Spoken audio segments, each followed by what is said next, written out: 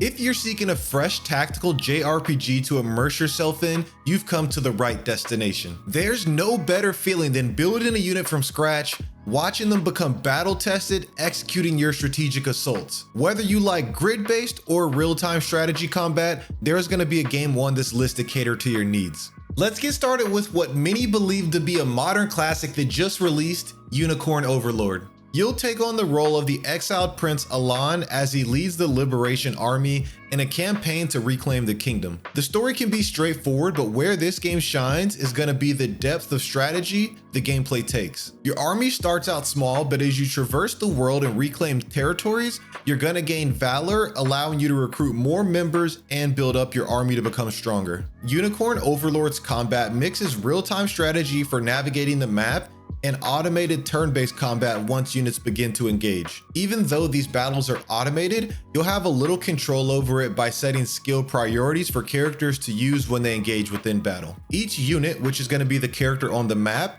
can consist of 5 characters within that unit that can be arranged in a 2x3 grid. The character that you designate to lead the unit will determine how fast the unit can move around the map and the support abilities that it possesses. Each character has a specified class that has different strengths and weaknesses, allowing for more strategic customization of how you build units within your army. To give you an example, a cleric unit lead will allow you to heal other allied units, while a gladiator unit lead is going to be able to break barricades much faster. You can easily find yourself getting lost in team building for hours just for the game to throw you a random curveball once you enter battle. Unicorn Overlord is a great option for someone that's a veteran to the tactical JRPG genre, not because it's so difficult, but because it takes some of the core elements of the genre and innovates on them. And it also is a new game that was recently just released, so chances are you haven't played it yet, so that makes this a great one for you to get your hands on. Fire Emblem Three Houses is the perfect entry point for anyone looking to get into tactical JRPGs. You'll choose to join one of 3 houses as a newly hired professor. Each house has its own unique storyline and main characters, providing a ton of replayability in the other 2 houses. A big selling point for 3 houses is its persona-esque approach to things. Between main story points, you can freely roam the monastery to train your students, complete quests, or strengthen your relationships with your students and other faculty members. The calendar forces you to focus heavily on time management because everything previously mentioned is going to benefit you on the battlefield in separate ways. Tactical battles remain a core element of gameplay, but are complemented by the calendar system. I'll explain the basic mechanics of tactical combat here in case you're new to the genre, but for other games, I'll only focus on what it provides in addition to what is discussed here. Combat takes place on grid-based maps where players are able to maneuver their units across terrain. Each unit has a different range on how far they can move at once, and will be able to perform actions such as attacking, using items, or casting spells within a certain range. In Fire Emblem Three Houses, units have classes, and as you train them on your free days, you'll gain access to advanced classes or more niche or character unique classes. Units that you've built support relationships outside of battle can perform link attacks where their adjacent allies may follow up with additional attacks during combat, so that way you can see there's a lot of emphasis on building those relationships strategically during your free days within the monastery. Terrain features such as forests, mountains, and fortification provide defensive bonus to units occupying them. If you're looking for a challenge, in classic mode, if a unit falls, they'll be permanently removed from the game, adding a sense of consequence to every single encounter, and this is known as the permadeath mechanic in Fire Emblem games. If you've not played Fire Emblem Three Houses, you need to stop watching this video here and go buy it, because in my opinion, it's the best entry point game on this list for newcomers if you're looking for something that's 3D and more updated to modern graphics. Listen. This whole list can be composed of Fire Emblem games, but since we're limited to just modern, these will be the only 2 present. Fire Emblem Engage is the newest title in the franchise, but incorporates protagonists from previous Fire Emblem games using emblem rings. These emblem rings house the spirits and can be equipped to units to harvest that power and perform engage attacks. Emblems are going to be at the center of the game's combat, aside from the standard tactical JRPG features. Emblems allow you to fuse with the protagonist's spirit, and this is going to be protagonists from previous Fire Emblem games. And with that, the emblem rings are going to be able to perform powerful attacks or use special weapons that can change the course of battle. Fire Emblem Engage waters down a lot of the social aspects from Fire Emblem Three Houses and instead transitions your time from building social links towards focusing on the strategy and battling more. The game features several classes, permadeath mechanics, and the standard weapon triangle from previous Fire Emblem entries. Fire Emblem Engage acts as a homage to previous Fire Emblem entries, but you don't need to play those games to understand the story. You might just maybe appreciate the links a little bit more because you have prior knowledge, but it's not a necessity. Before we get into the next game, I'd appreciate it so much if you help me get this video to 100 likes and consider subscribing for more JRPG content like this. But let's get into our next title on the list. Final Fantasy Tactics is a tactical JRPG classic, but I have this on the modern list because it was re-released on mobile. Final Fantasy Tactics is easily the best game on this list and what many would consider the best tactical JRPG of all time. It's rumored that Final Fantasy Tactics will be getting a remake soon in case you want to hold out for that. But for now, let's discuss what makes this game so great in case you decide you want to give it a try on mobile. Final Fantasy Tactics War of the Lions features a complex, dark, and mature storyline set in a war-torn land of Ivalice. Players control a mercenary named Ranza, who finds himself embroiled in a civil war and an ancient demonic evil that has begun to take hold over the world. This is a spoilerless preview, but the story gets deeper and darker as you explore the backstories of characters and progress through the campaign. The difficulty and character investment make the progression in this game extremely rewarding. Battles occur on a grid-based battlefield where at the start of battle, you'll need to strategically place your units to outsmart your opponent. Terrain elevation, environmental obstacles, and the placement of allies and enemies all play a crucial role in battle tactics. At the beginning of the game, characters start with basic classes such as a squire and a chemist, but as characters progress through the game, they can unlock and switch between different job classes to suit different playstyles and strategies. Characters have a separate level for each job that they master, but the job tree can get extremely complex, requiring tons of time investment per character, but that's the beauty for Final Fantasy Tactics. Fire Emblem games have the option to play with permadeath or play with it off. But Final Fantasy Tactics only has one game mode, and that's going to be playing with permadeath on. There's no way for you to turn it off. If one of your units falls in battle and isn't revived in time, all the investment and time put into them is going to be lost permanently. If you're okay with playing Final Fantasy Tactics, the War of the Lions on your phone or buying a PSP, this is a classic waiting for you to enjoy, but if you haven't played it already, there's also the option to hold out, try another game on this list, and wait for the rumored remake to release. Triangle strategy is best described as a modern fusion between the Fire Emblem series and Final Fantasy Tactics. In Triangle strategy, you'll navigate the political intrigue and moral dilemmas of the Kingdom of Glenbrook, torn apart by battle, war, and betrayal. As the protagonist, you'll be responsible to make difficult decisions that will shape the course of conflict and determine the fate of the realm. One of the defining aspects of Triangle strategy is its emphasis on player choice and morality. Throughout the game, you're going to make difficult decisions that are going to impact the story, characters, and the world. During your playthrough, you and your party several times are going to need to make decisions consulting the scale of conviction, where each member of the party is going to be able to vote on the outcome. You will be able to sway their decisions, but it's going to be based off of their integrity or the morale of their character.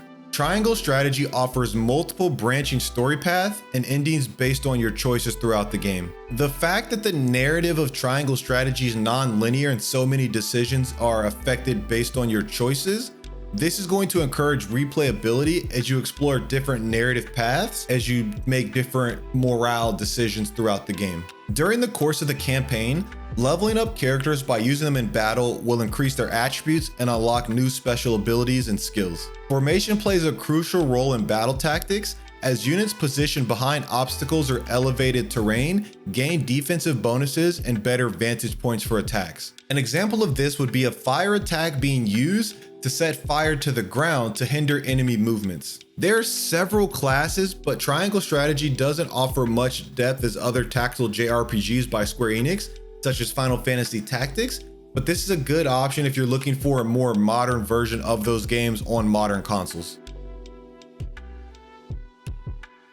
The Disgaea series has been pumping out games for as long as I can remember.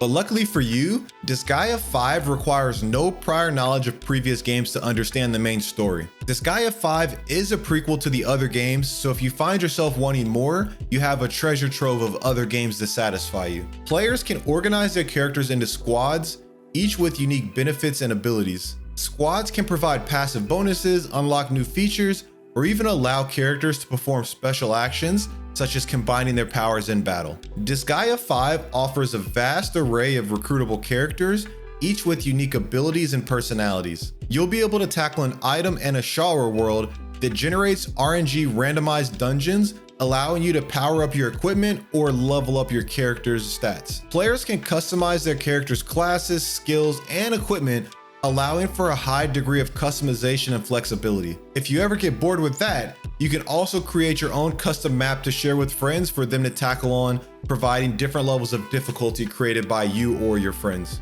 Disgaea 5 is a great option for someone looking for a tactical JRPG with quirky humor and the anime aesthetic.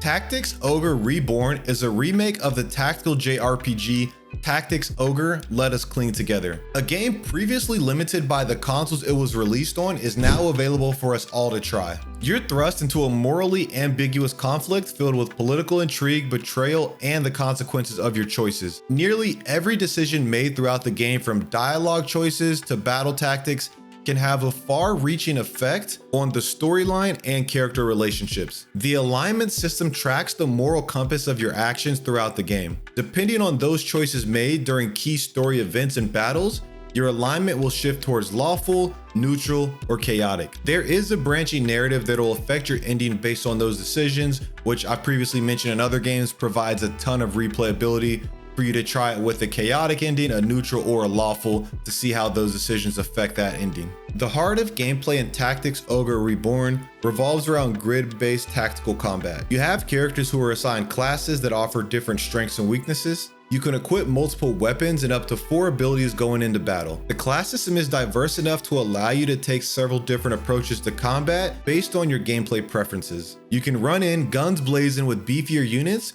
or strategically wither the enemy down from range with ranged attacks. Experimenting with job combinations and synergy is key to building a versatile and balanced party for you to take on battles. If you're considering giving Final Fantasy Tactics a chance but don't want to play it on mobile, Tactics Ogre Reborn is a great alternative.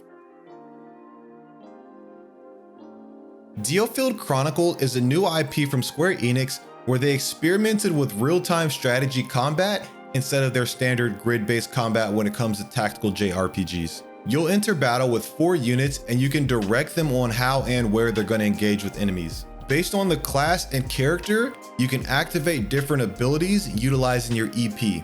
As you engage enemies, you'll build up your TP, which allows you for a summon ability. The art style of this game is a unique blend of clay figures and Square Enix's signature character design. When it comes to tactical JRPG stories, I feel like I've been repeating myself a lot throughout this video, but you can pretty much guess what to expect. Navigating political conflict with moral dilemmas. What makes Diofield Chronicles unique though, is that you're taking this from the perspective of a mercenary group called the Blue Foxes. You'll be assigned missions and updated on the overarching war between main story scenarios, but like I said, this time you're taking it from a mercenary perspective. If you're tired of the grid-based system or looking for another game to play after finishing Unicorn Overlord, Diofield Chronicles is a great option for you.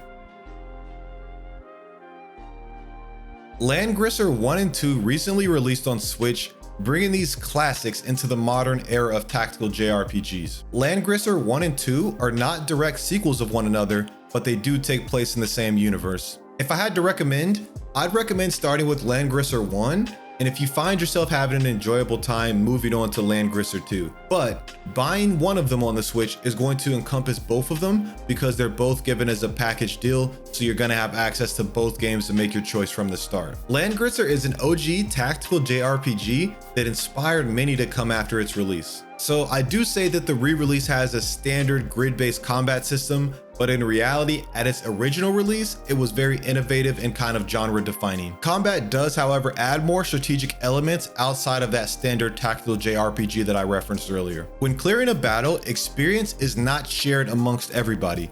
Only units who actually get the kill will gain that XP. This forces you to spread out kills amongst your party to keep everyone leveled up and on the same page. Another element is that killing one of the commanders on the battlefield is going to wipe out the units under them, so you'll have the option to face the entire army, working your way to the commander, or find a way to ambush or flank the commander and get rid of the fodder under their command. Langrisser is a great option if you're looking for a value tactical JRPG, as you're going to get 2 games for the price of 1. Valkyrie Chronicles 4 is the 4th game in a long-standing tactical JRPG franchise, but it does have its own standalone story. Valkyrie Chronicles 4 takes place in an alternate reality World War II, where you'll fight using a mix of third-person shooting and turn-based combat. I said this, and you're probably thinking, bro, what is he talking about? But let me explain further. During command mode, you can view the battlefield from a top-down perspective, assess enemy positions, and plan out your strategy. When a unit is selected in action mode, you'll control them directly in real time, guiding their movements and actions across the battlefield. Units in Valkyrie Chronicles 4 belong to different classes, each with its own unique abilities and specialties. In addition to that, you can customize units by equipping them with different weapons, armors, and accessories. Oh, I almost forgot to mention this. You also can drive a tank, which is kind of wild in a tactical JRPG, but that's also something added to this game to provide uniqueness. The turn-based combat, however, comes into play when you use command points. You're allocated a certain number of command points each turn, which can be used to deploy and command units on the battlefield. Each unit requires 1 command point to move and perform actions such as attacking, using abilities, or providing support. If you choose to give Valkyrie Chronicles 4 a try, you're locked in for a very unique take on the tactical JRPG experience. These are 10 must-play modern tactical JRPGs, but if turn-based is more your style, I'll have a video linked right here going over the 10 best modern turn-based JRPGs. Thank you guys for your time, and I'll catch you in the next one.